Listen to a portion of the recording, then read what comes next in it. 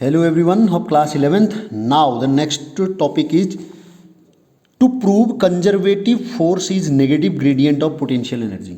ये आता है कभी परीक्षा में आपका. माना एक ऑब्जेक्ट है, let a body is acted upon by a force F.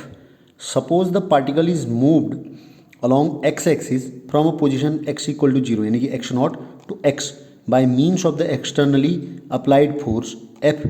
Applied लिखा है APP which just counterbalance the force.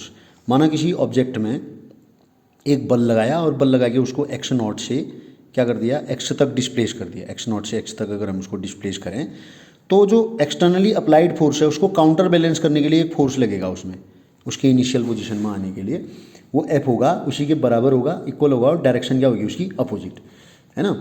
तो the work done on moving the object will appear as potential energy. जो उस particle को, उस object को move करने में, एक स्थान से दूसरे स्थान तक ले जाने में जो काम किया जाएगा वो उसमें पोटेंशियल एनर्जी के रूप में क्या हो जाएगा, स्टोर हो जाएगा.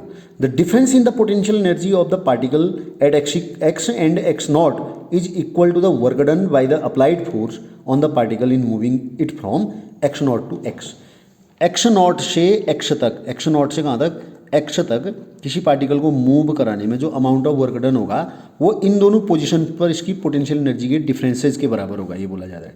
यानी कि ux potential energy at x minus U x not potential energy at x not, ये जो हो जाएगा इस अप्लाइड फोर्स के इंटीग्रेशन के बराबर हो जाएगा. कहाँ से कहाँ तक रखा है, x नॉट से x तक अमाउंट ऑफ वर्क डन ना.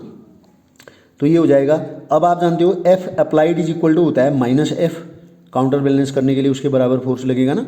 तो U x minus U x naught is equal to minus integration from x naught to x, इसके बदले क्या आ जाएगा F d x, minus F आएगा, माइनस बाहर ले लिया. अब यू एक्स पर जो पोटेंशियल एनर्जी होगी वो तो जीरो होगी, शुरुआत में वो मूव ही नहीं कर रहा था, मोशन में था ही नहीं, तो उसमें पोटेंशियल एनर्जी कहाँ से आएगी, वर्क डन हुआ नहीं, तो ये जीरो हो जाएगा. तो जो यू एक्स होगा that will be minus integration of F d x. तो अब इसको अगर हम डिफ्रेंशिएट करते हैं तो ये क्या आएगा, ये तो जीरो हो गया बाद वाला. यू डी एक्स या d you upon d x हो गया इसका, ये डी यू है ना, d you upon d x is equal to इसका क्या, ये क्या हो जाएगा, इंटीग्रेशन का डिफरेंशियल करेंगे तो इंटीग्रेशन हट जाएगा, ये आ जाएगा एफ माइनस एफ. तो एफ इज इक्वल टू करेंगे, निगेटिव साइन वहाँ चले जाएगा. इट मीन्स क्या हो गया, F is equal to d you upon d x. ये पोटेंशियल का ग्रेडियंट, क्या डिस्टेंस का अगर डिवाइड करेंगे उसको ग्रेडियंट बोलते हैं ना, लेकिन निगेटिव ग्रेडियंट हो गया. तो ये जो फोर्स था कंजर्वेटिव फोर्स, यानी कि एक अप्लाइड फोर्स अगर हम उसमें लगाएं तो उस ऑब्जेक्ट को कंजर्व करने के लिए, वहीं लाने के लिए, उसी ऑब्जेक्ट उसी स्थान तक लाने के लिए एक और बल कार्य करेगा जिसको हम कंजर्वेटिव फोर्स कहेंगे. Conservative force is the negative gradient हुए minus negative gradient of potential energy d you upon d x. ये आई होप आपकी समझ में आया होगा, इंपॉर्टेंट डेरिवेशन है.